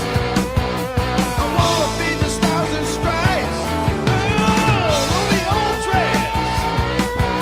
She said, if you want to get down in the dark, I'll come with you, 'cause I see the natural light in your eyes.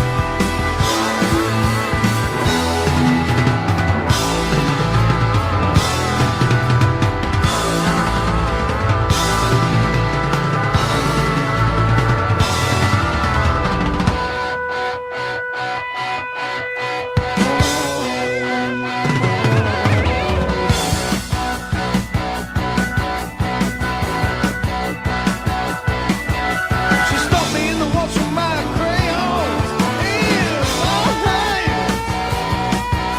I wanna make graffiti, I wanna put it in a flag in America's face. She said, if you want to get down in the dark, I'll come with you, 'cause I see the natural light in the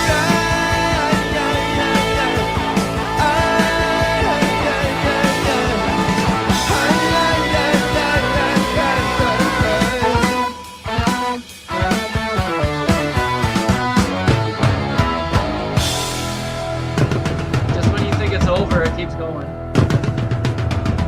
I love this part. Yeah. Perfect timing.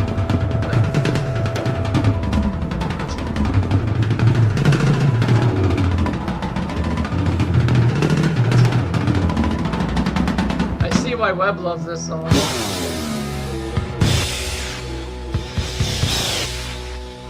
Keep going. It's like the Kiss Black Diamond ending. Yeah. Weird sounds in here. The aliens are coming or something. Well, hey, listen, I've heard that song 100 times, so I didn't, it was cool. Oh, I feel bad for my wife. She's going through a lot. She hasn't hardly had any pain since her surgery, but then they unwrapped it today. It's her foot. And he said when they rewrapped it, he said you're gonna feel some really big intense pain tonight. And it just and she's on hydrocodone and it's not even working. Shit. So Lord, I felt bad for her. I could hear her. She's downstairs. I could hear her through the floor. I could hear her down there groaning. And she's a tough cookie. Ouch. Yeah. So for her to say that and be like almost crying. She must be really in pain, yeah. Yeah, she had a bunionectomy and then 2 other toes. They had to do stuff with their toes. Oh, my mom had that, yeah. And she can't put any pressure on her foot for 5 more weeks. So it's no kids and no pets. So it's not too crazy around here, but it's still, yeah. Watching somebody like, oh God, she was just groaning. I was like, oh my God, what do you do? Sorry, I didn't mean to get off topic, but that's fine. Thanks, El. I appreciate it, El. Yeah. Will. But Sydney, didn't you notice the bass sounds a lot on this song? Bass, yeah. It's like Dave Miles from album 3. Well, more like Battle Scar, you know. I don't know if that distorted. I found the bass was a little bit distorted in that song. I hadn't realized. Yeah. But it's not him. This is Tilka. Yeah. Yeah. Wow. Yeah. So I wanted to be here for the. You came back just as that was happening. I mean, I forgot that he goes. Yeah. I mean, I'm picturing you telling your poor wife, "Hold on, I'll be right back. You could be there for this part." And then I got to go air drum some. Sorry about your ankle, need it for the big finale. Yeah. Oh God. They need me. Dan, pick a song. I'll play one more. Pick something. From these 2 albums here, let's try. You got. He's gonna pick "Blowing the Blues Away." Watch. No. You got to do one of the moon ones. You got to do "Context of the Moon." Yeah, you know what? Do context. The context of the moon. All right. It's 5 minutes, but who cares? Yeah. Okay. So there you go. All right. I didn't mean to pick it for you. I'm just like, no, it was. Yeah, that's a good one there.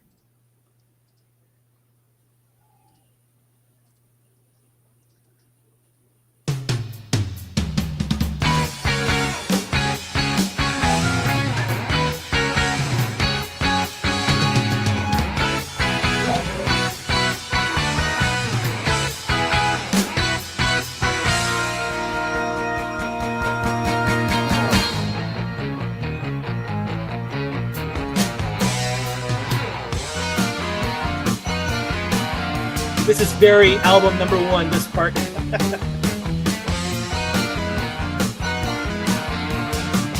have been a part on Toronto Tontos.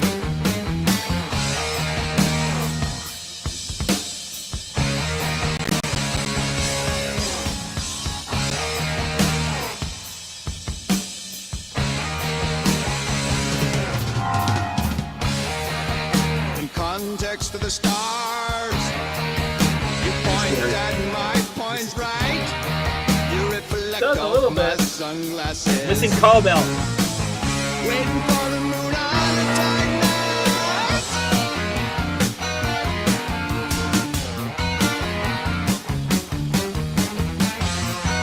And this part sounds a lot like it could have been in Toronto Tontos. Weird. Mississippi Queen. yeah. Oh You yeah. know what I mean? Get your cowbell out there. Yep. Silver breeze is where we start. You grind on my gas pedal. Red lighter touching my heart. Take a pull on my gas Context of pedal. the moon. You pull to my full height. We black out during the eclipse. And Johnny roll on a comet kite.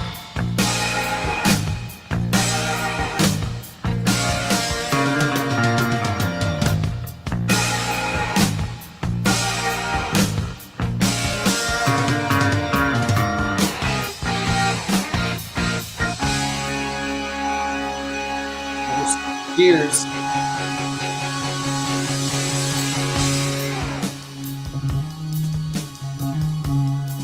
Bass solo. All excellent musicians in this band. No one's slacking off. Top shelf. Eating them. It's gross.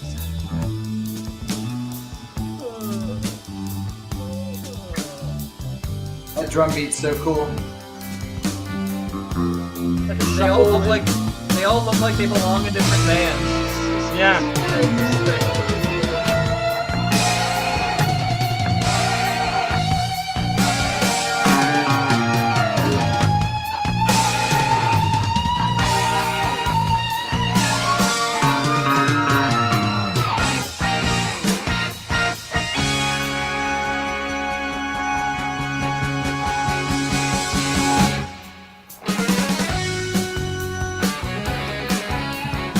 Who knew they'd go this way? This is your driving music here. This is very Zappa, this part. Yes. This whole song is Zappa. Out of the day and into the night, catching the heat and the right beat. Ooh la la la la la la. Ooh la la la la. You says there was nothing to do. Now says that's during the day. You says, oh, we having fun. Now says tonight's not yet won. You says the feeling will be. Ooh la la la la la la. Ooh la There you have some of it. la la la la la la la.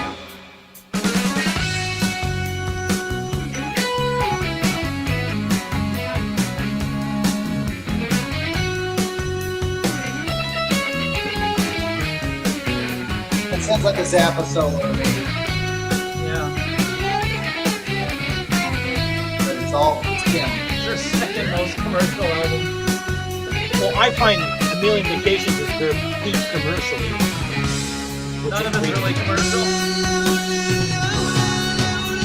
Agree to disagree.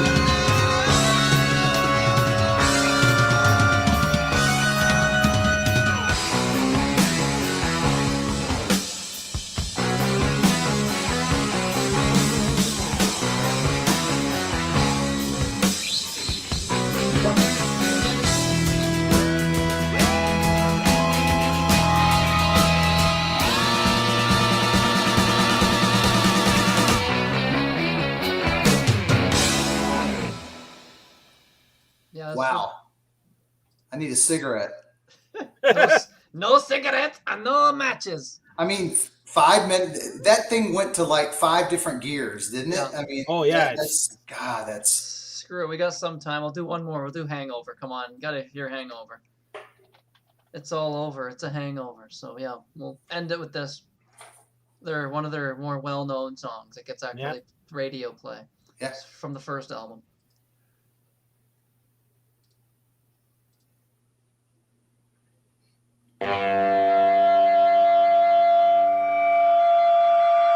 Feedback.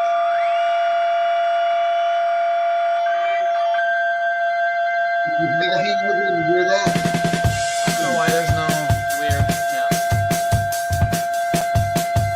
Oh.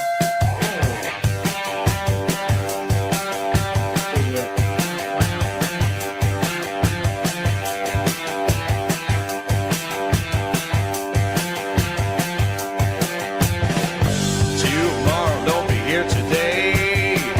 Take a cruise, take a holiday. Cold morning in the drums.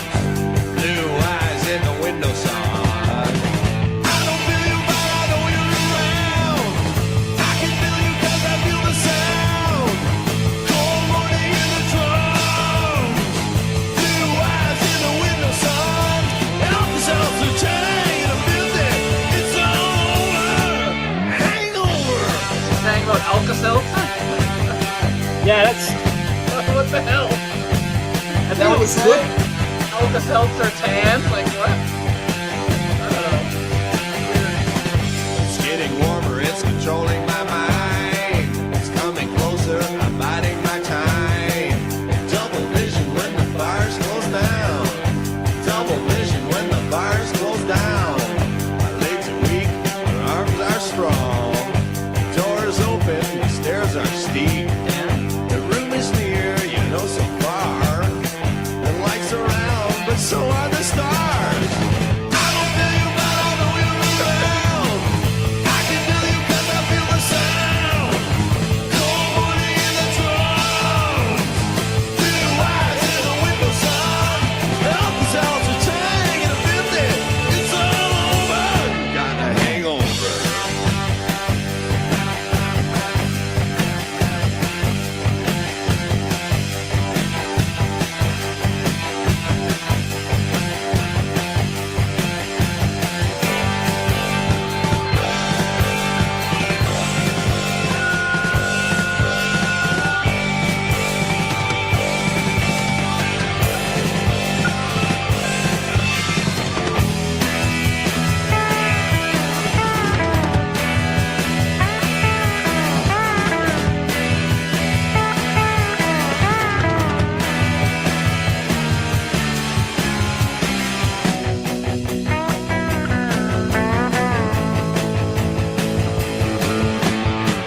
Tomorrow don't be here today.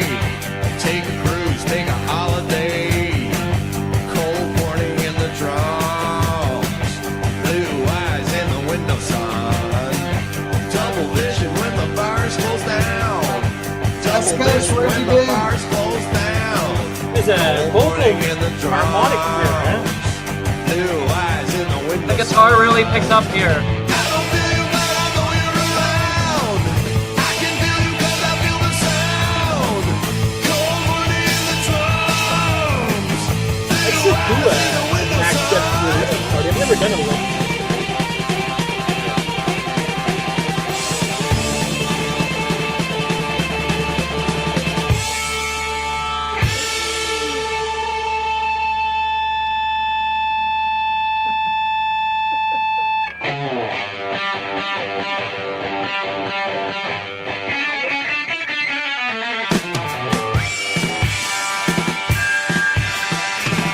Got a hangover.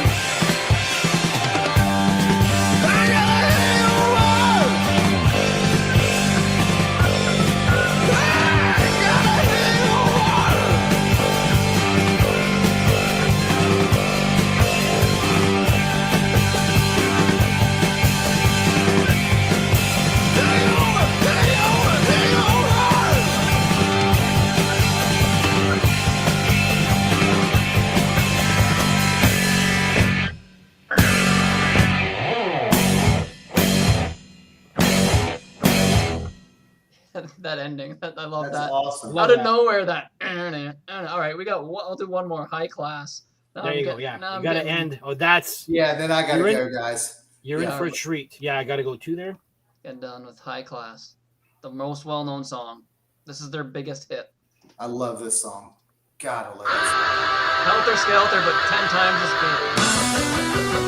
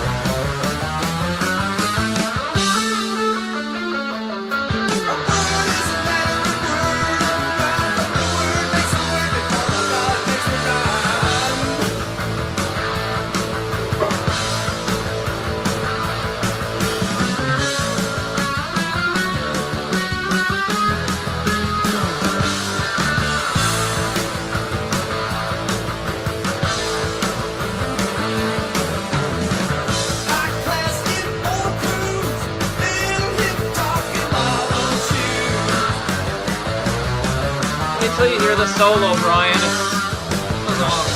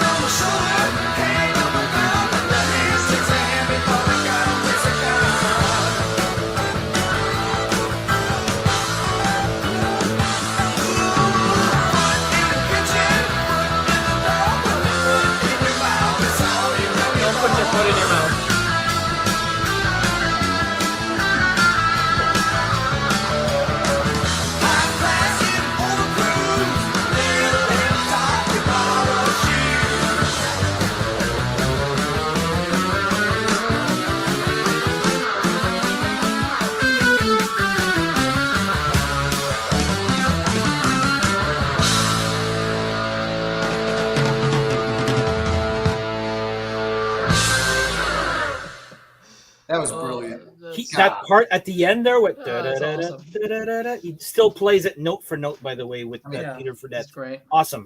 That is so smoking just to be. I mean, that is. I don't know how you can listen to that song and not say it's good. I don't know. I don't know. You should listen to that song when you're sleeping. That'll wake you up. Hey, we never high rated. energy. Did we ever rate the last album? We did not rate High Class, but I'll just give it a quick rating. Oh, Dan, you go first. What did you give it? 8.5 for me. Okay. Well, damn, Dan. I was gonna say 8.5. I'll go 8.5 too. I don't know. I like a little bit better than debut, but yeah, it's great. Yeah. This is, the songs I really, really like on here, I think I like more than the songs I really like. Yes. Aside from maybe Only Your Nose Knows, but that's like a really, I love that song. But like, yeah, there's just, you got High Class, you got Gravity and America's Veins, Oh War, and then like Contacts. Like, that's just right there. Half Those the are album. 4 good songs. Those are 4 great songs. Right off the bat. Yeah, there's some of the stuff in there that I consider a little bit filler material, but like it's still a great album. So I'd probably go 8.5 too. So Cool. yeah. Both. And look at Bobo. Bobo's on it. He said F it. Both 10. 10.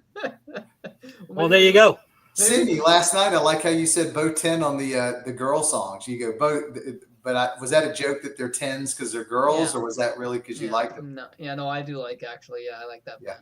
Yeah. Cool. Which band? Right. Girl. It had Phil Lewis and Phil. Oh, Collins. Girl, the band. Okay. Yeah.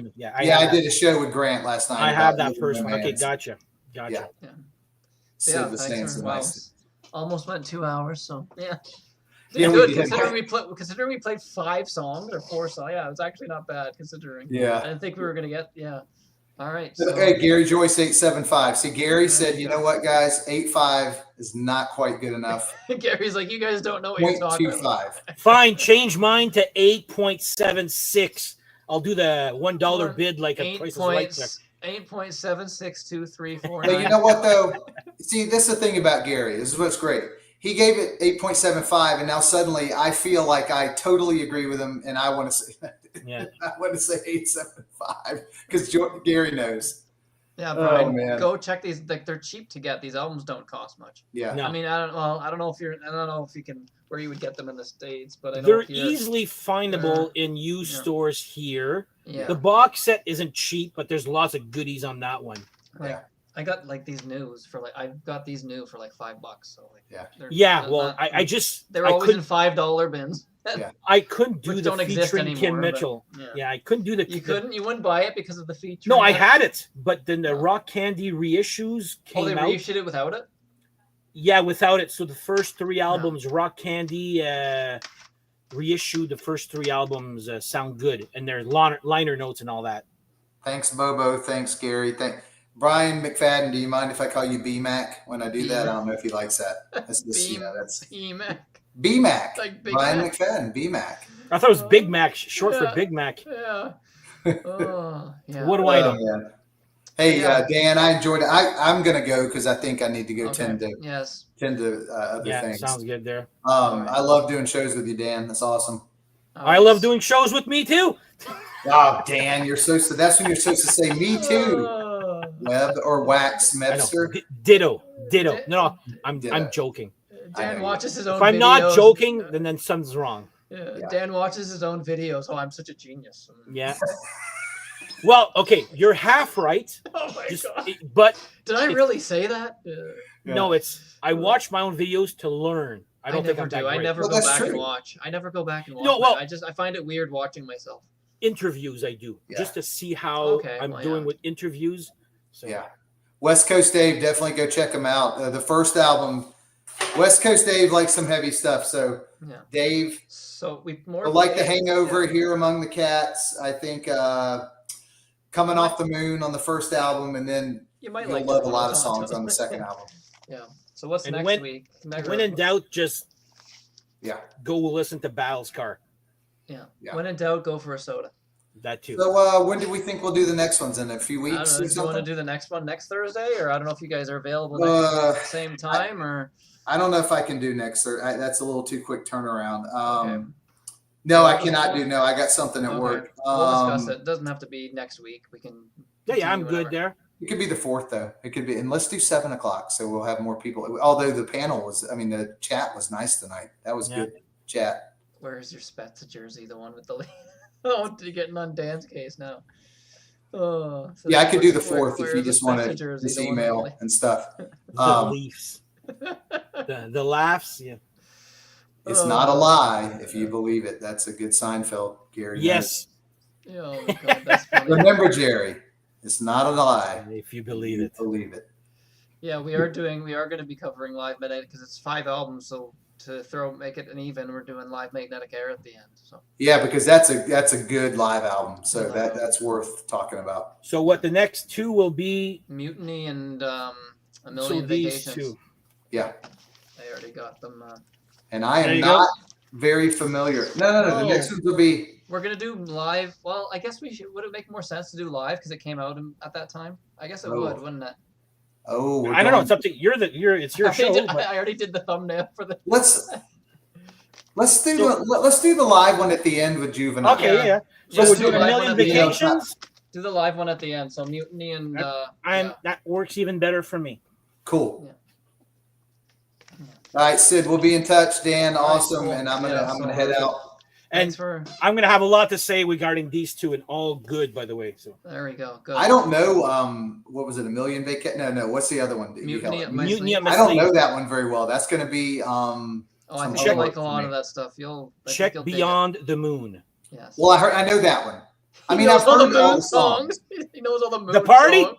The Party? I know the party too, so I know more than I thought. The Okay, Party's Lips sounds good. awesome. Yeah. All right. So All right, yeah. guys, have a good All one. right. So yeah, Take care. thanks. So yeah, thanks everybody for watching. Dan, do you want to plug anything that you're doing on your show, or? What am I doing right now? Tomorrow, I have a panel discussion, which has 5 albums we love, except for Okay. that one song. Oh, cool. 5 And- songs you? Oh, okay. No, so like, five albums. Our top albums. 5 albums. 5 albums we love. Okay, but one each song on album each is except- okay. Exactly. And Monday, I'm showing off Interesting. more vinyl reissues that people may not know Okay. are out again. So I'm doing a part 2 because it's been a great year for me, not my wallet. But Spezza's number 1, no matter what. Oh my God. Yes, He was a better. Spezza sucked when he was in Toronto, though. Oh, he did not. Come on. His I mean, he was best older. years, his Well, yeah, best years were with obviously. Ottawa. Yeah. Yes, obviously. But let's not talk. Let's do a hockey chat. People Yeah. have no clue what we're talking about here. Yeah. All All right. right. So yeah, thanks Dan for doing this. We'll No be back. problem. We'll Thanks stay for the invite. Staying in touch, and we'll do this whole series with you, man. Oh yeah, I gotta get you on for every one of these because you and I'm Webb down. both are perfect for this. So Oh yeah, the next 2 are yeah. I'll It's all prepare good, something yeah. borderline great. Yeah. Yeah. All right. So yeah, thanks for All right. watching. Go check out Dan's channel. It's there in his name, Off the Charts. So yeah, go check out his channel as well. It's at the bottom of our channel where it's got the guest channels as well, so you can find it there as well. So yeah, go check out his channel, and I'd like to thank everybody in the chat for joining us and putting up with our nonsense. And yeah, Fun chat, yeah, fun chat. So, fun show. So hope it didn't drag on too long, only 2 hours. yeah. But with all that music being played. So yeah. There you go. Yeah. So thanks everybody for listening and watching, and we'll be back on Saturday with our best song series, and Mr. Brian McFadden will be here. Oh, He'll be there with me, Danny Elkanah, and Logan will be on that one. And we're doing our favorite song from the first 4 Robin Trower albums. And then I have Bridge of Sighs. That's all I have. That's the one everyone has. It's good though. It's Yeah, it's I great just stuff. bought it because I'm like I just remembered the album cover. Like Yeah. that's actually pretty effing good. Yeah, it's good stuff. So yeah, that's what we're doing on Saturday, and then the Cool. following Saturday we'll continuing with the last 4 or the next 4 Trower stuff. So Perfect. yeah, so that's what's coming up on the next 2 Saturdays, and yeah, maybe we'll get a Max Webster one thrown in sometime in the coming weeks to continue this. But yeah, thanks It'll for be fun. watching this one, and yeah, enjoy the rest of your night. All right, take care. Thanks, huh? Take care. Okay, bye bye. See ya.